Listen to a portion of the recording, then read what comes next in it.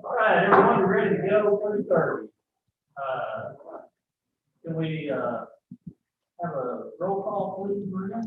Alford. Here. Anthony. Here. Edmondson. Fletcher. Harris. Johnson. Larios. Mon. McCaleb.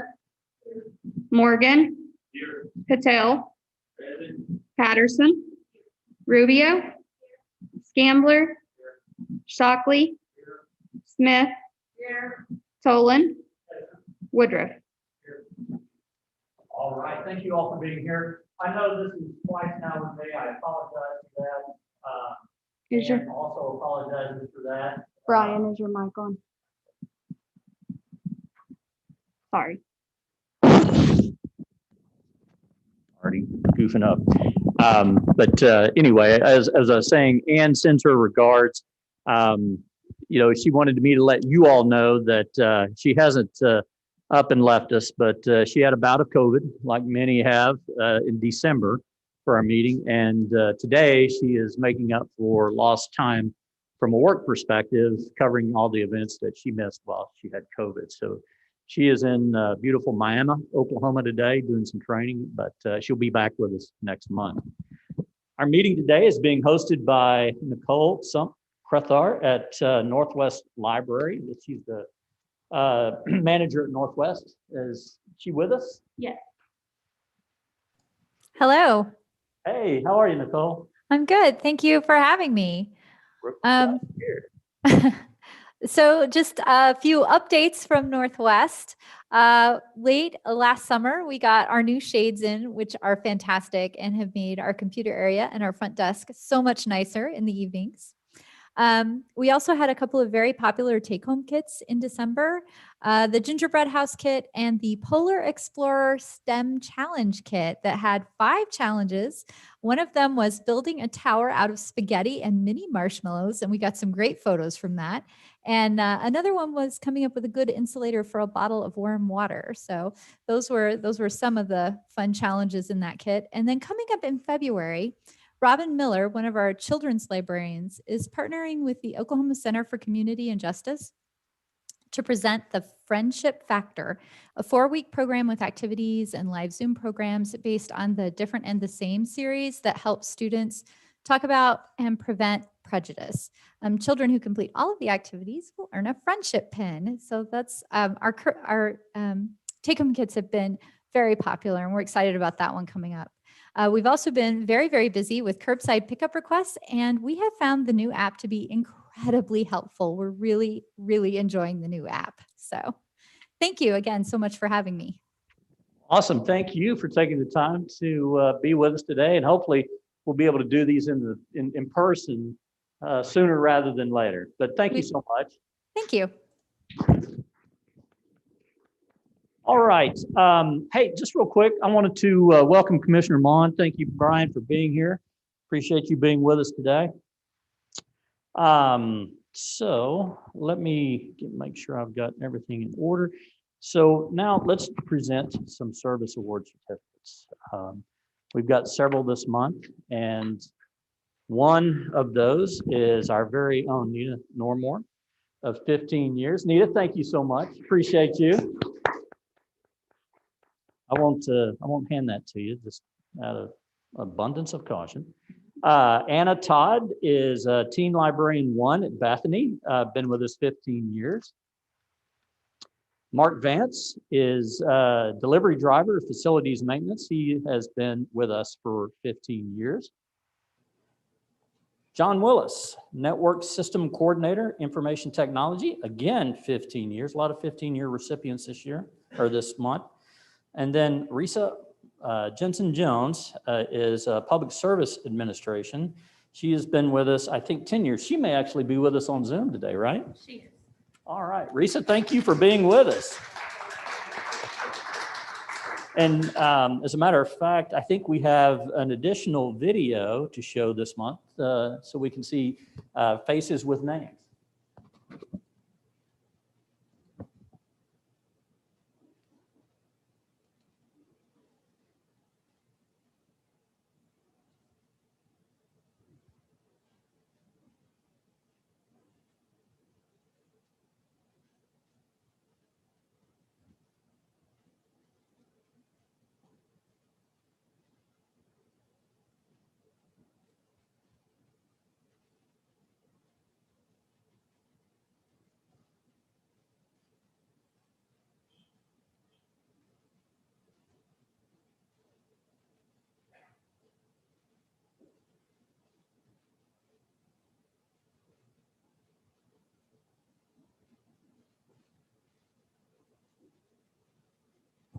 Hey, let's give them all another round of applause. All right. Maria, do we have anyone for public comment today? No. All right, no public comment. We'll move on to the consent docket. Is there a motion and a second to approve the consent docket? Motion and a second on the consent docket. Are there any items that members would like to consider individually? Hearing none, call the roll for a vote, please. Alford, Aye. Anthony. Yes. Edmondson. Yes. Fletcher. Yes. Harris. Yes. Johnson. Yes. Larios. Yes. Mon. Yes. McCaleb. Yes. Morgan. Yes. Patel. Yes. Patterson. Yes. Rubio. Yes. Gambler. Yes. Shockley. Aye. Smith. Yes. Tolan. Aye. Woodruff. Yes. All right, thank you. Moving on to our committee reports, we will start with item 4.1, which is discussion, consideration, possible action, report and recommendation from the executive committee related to the approval of a stewardship of volunteer resources policy. Larry, you want to give us just a brief thumbnail of that? It does not require a motion since this is coming from committee. Yes, this policy was drafted to help us in terms of our volunteer management. We presently have approximately 400 volunteers that work with us on a regular basis through the course of the year. We have at any given time between 250 and 300 teens. We have 100 to 150 adults that work with us regularly through the year. We have approximately 120 volunteers that work at the Sort Center for the Friends. And during the book sale, we frequently will push 1,000 people that are with us. And so this policy was put forth so that we could provide guidance and structure to both our staff and to the volunteers so they would understand the expectations being placed upon them and they would understand their role with us here in the organization. So we bring that policy forward for that. Thank you very much, Larry. Any conversation, discussion on item 4.1? Hearing, oh. I was just going to ask Larry, I know the ones who volunteer all the time will have a chance to do this. Our once a year, 3.5-hour volunteers that we get at book sale, which I realize we're not doing this year, but how is that going to apply to them? I missed part of that in the middle. How is it going to apply for once a year, 3.5-hour volunteers? Right. We have at the actual book sale? It will apply in the same quality if it's a one person, once a year person, or a 10-hour a week per person. We will make arrangements to share with them that information when they first join, so that they are fully aware of what's part of the expectation of coming. And then if they have issues or questions at that point, then they can work through the volunteer staff and express any concerns that they may have. But they will be introduced to it. We're going to make sure that as volunteers come in, they are provided information on this so that they know where their standing is and what the policy allows. Thank you, Larry. Thank you, Beth. Good question. Any additional conversation around this item? There was one other question. I was invited to speak at a library and had to fill out the volunteer form, and then received a notice that there were already adequate numbers of volunteers at the library, so I wouldn't be needed. And that was just really awkward. And so is there something different for speakers and presenters? Are they all in the same pool? Volunteers, speakers and presenters versus regular volunteers. They are all classified and follow the same policy. I'm kind of sorry to hear that you were not given an opportunity, because we have more than enough opportunities through the system. I'm sorry that that did not happen for you. But ideally, when we have people who are eager to help us, we will be finding them a place to work.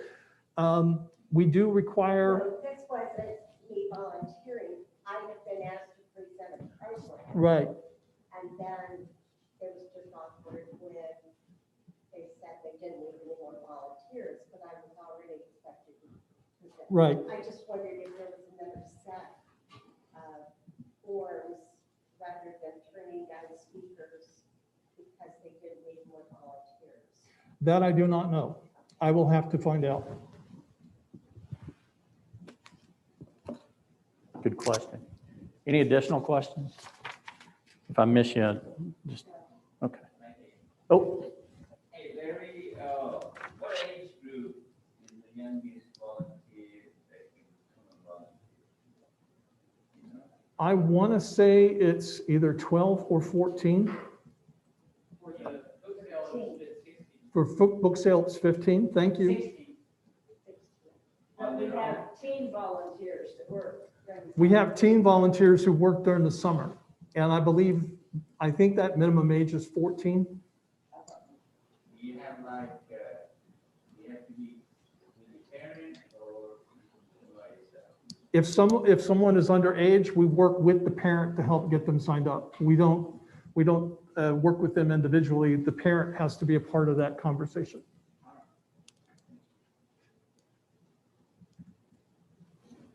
any other? I'm right up here. All right. All right, seeing none. So this is from the recommendation of the executive committee. We'll call the roll for a vote. Alford, Aye. Anthony, Edmondson, Fletcher, Harris, Johnson, Larios, Mon, McCaleb, Morgan, Patel, Yes.